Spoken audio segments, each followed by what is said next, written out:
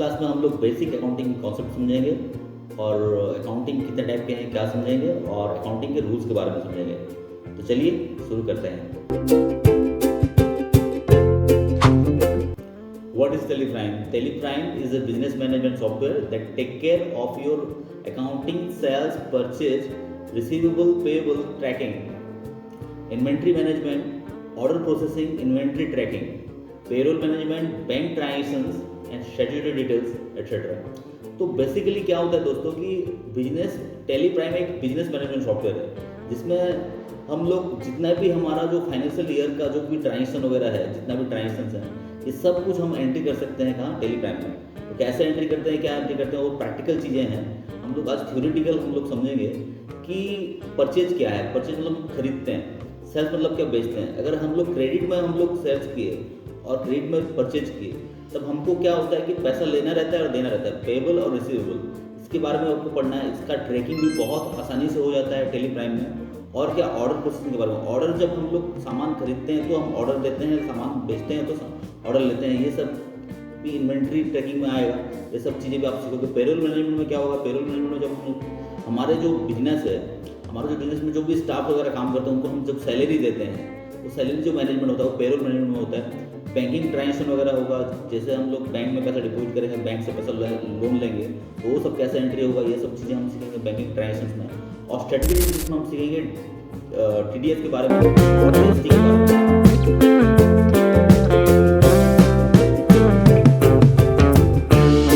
हाँ, तो अब जाने व्हाट इज टेलीप्राइम।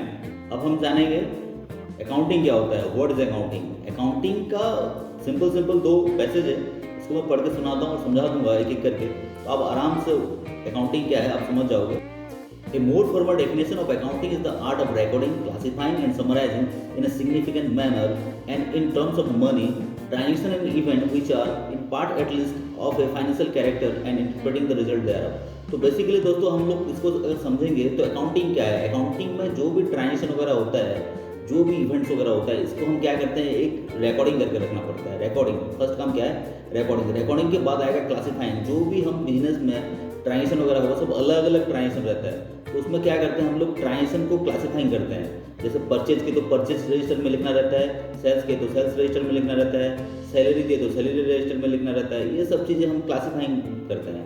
फिर उसको एक जगह में लिखना रहता है, बैलेंस शीट बनाना रहता है। उसको क्या बोलते हैं, summarising in a significant manner. वो एक मैनर से होता है।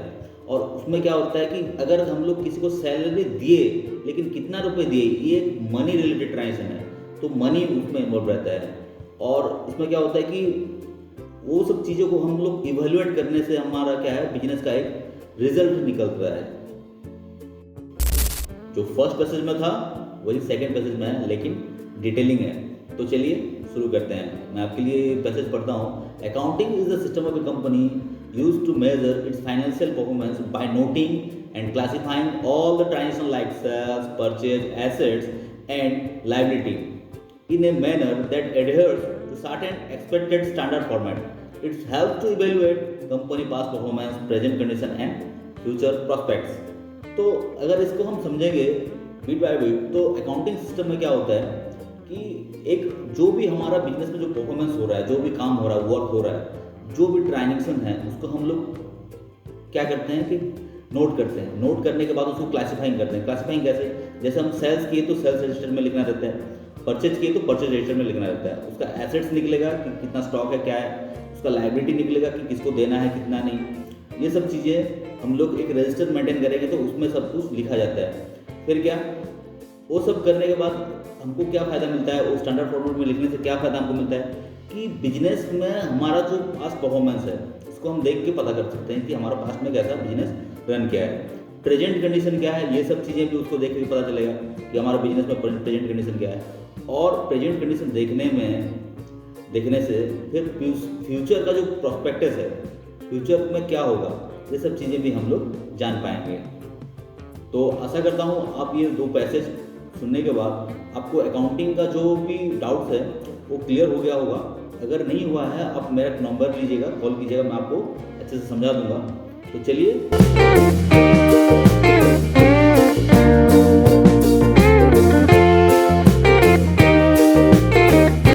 Classification of account. classifications of accounts. Accounts are classified on the basis of two approaches.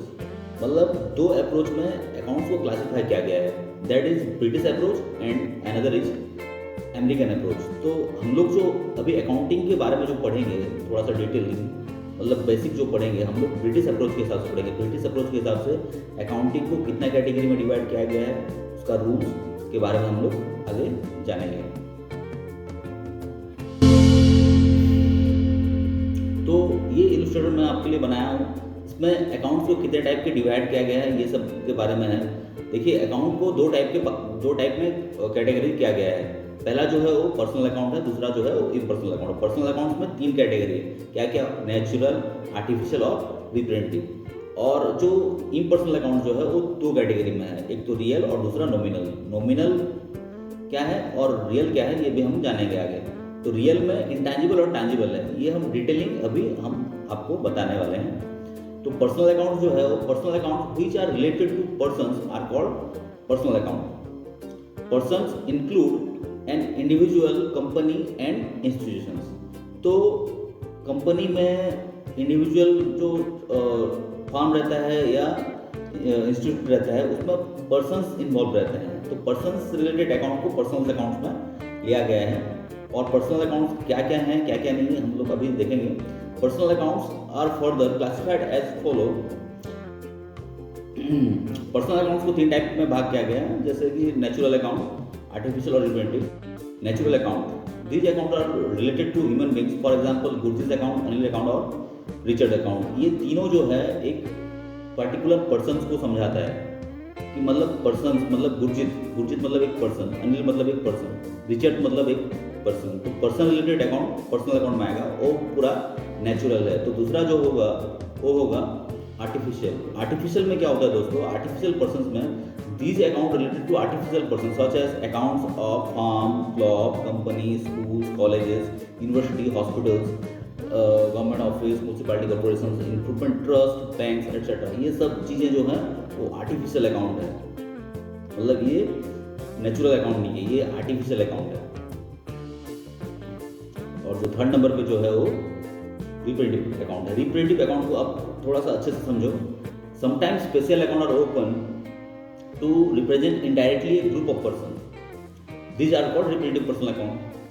Suppose a firm has not paid wages to its 50 worker, the amount payable to worker will be total and recorded under one account are known as wages outstanding account.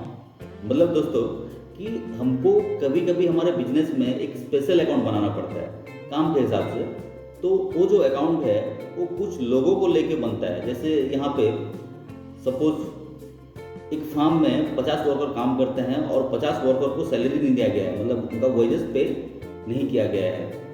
तो जो नहीं जो पे किया गया है वो जो अमाउंट है उसको हम लोग क्या करेंगे कि एक अकाउंट में रखेंगे, और जो एक अकाउंट में रखेंगे वो जो एक अकाउंट का नाम हम देंगे wages outstanding account, wages payable account और वेजेस ड्यू अकाउंट। वेजेस मतलब जो मजदूरी देते हैं, मजदूर लोग को जो मजदूरी देते हैं, जो फार्म में कौन काम करेगा, फार्म में मजदूर काम करेंगे। फार्म में मजदूर लोग को जो 40 वर्कर काम किए थे उनको अगर हम लोग पैसा नहीं दिए हैं, एक अकाउंट में लिखे और अकाउंट का नाम दिए वेजेस आउटस्टैंडिंग अकाउंट, तो वेजेस आउटस्टैंडिंग अकाउंट जो होगा वो रिप्रेजेंटेटिव पर्सनल अकाउंट है। समझ में आया? तो सिमिलरली देयर में भी प्रीपेड एक्सपेंसेस और रिकॉर्डिंग। तो सेम हिसाब से अगर पहले से भी पैसा दिए, एडवांस दिए, उसको भी हम लोग रिप्रेजेंटेटिव पर्सनल अकाउंट में देंगे। जैसे कि वो वर्कर अगर काम कर रहे थे 50 वर्कर, अगर हम उनको प्रीपेड पैसा दे दिए, मतलब पहले से उनको पैसा दे दिए, उनका वेजेस दे दिए, तो वो भी रिप्रेजेंटेटिव अकाउंट में आएगा। तो प्रीपेड वेजेस लिखेंगे या एक्रोड इनकम, वो भी हमारा रिप्रेजेंटेटिव पर्सनल अकाउंट में आता है। तो चलिए आगे देखते हैं।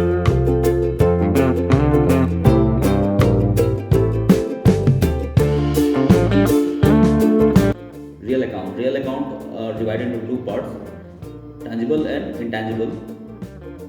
टैंजिबल अकाउंट क्या है? These accounts are related to those assets which can be touch, felt, measure, purchase, sold etcetera.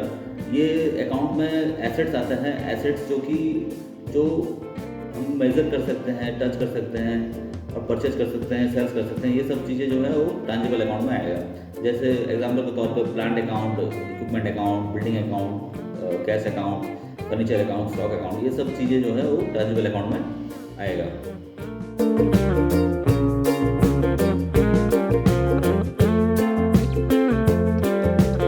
Intangible real account. Intangible real account में क्या होता है? These accounts are related to the assets which can be difficult to touch in physical sense but can be measured in terms of rupee।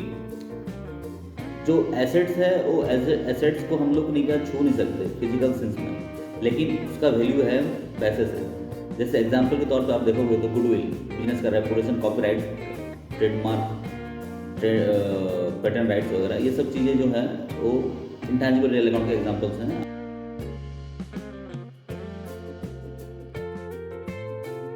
Nominal account. Nominal account में क्या होता है? These account are related to business expenses, losses, gains and income. ये सब होगा nominal account में।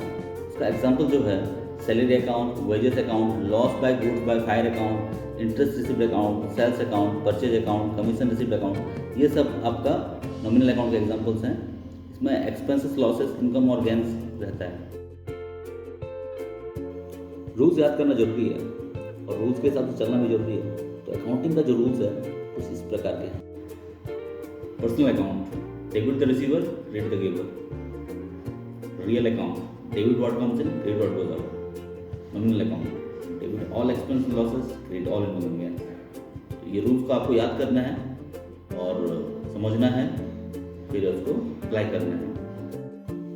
इस video में हम लोग एक्सरसाइज भी देने वाले हैं आपको। जो भी क्लासेस हुआ है आज, जैसे पर्सनल अकाउंट क्या है, रियल अकाउंट क्या है, नॉमिनल अकाउंट क्या है, ये सब चीज़ें मैं आपको समझाया हूँ। इसमें कौन सा अकाउंट में कौन से अकाउंट्स आता है, इस रिगार्डिंग मैं आपको कुछ एक्सरसाइज दूंगा जो कि डिस्क्रिप्शन में होगा। और डिस्क्रिप्शन में जाके एक्सरसाइज को ले लीजिएगा। एक्सरसाइज आपको लिख के टाइप करके आप कमेंट में दीजिएगा। कमेंट में आपको एक्सरसाइज करना है। एक्सरसाइज करने के बाद किसका क्या राइट हुआ वो सब चीज़ें हम लोग एवलुएट करेंगे और मज़ा आएगा ऐसे ही। और जो वीडियो देखने के लिए बहुत बहुत धन्यवाद। और वीडियो देख रहे हो तो लाइक और कमेंट और सब्सक्राइब जरूर कीजिएगा, क्योंकि वीडियोस बनाने में बहुत मेहनत होता है और वीडियो हम आप लोग के लिए बना रहे हैं। तो आशा करता हूँ आपको अच्छा लगा होगा, और अच्छा नहीं भी लगा होगा तो हम कोशिश करेंगे कि कैसा और अच्छा बनाएं जो आपको अच्छा लगे। तो थैंक यू सो मच इस वीडियो में बने रहने के लिए। बहुत बहुत धन्यवाद। Thank you.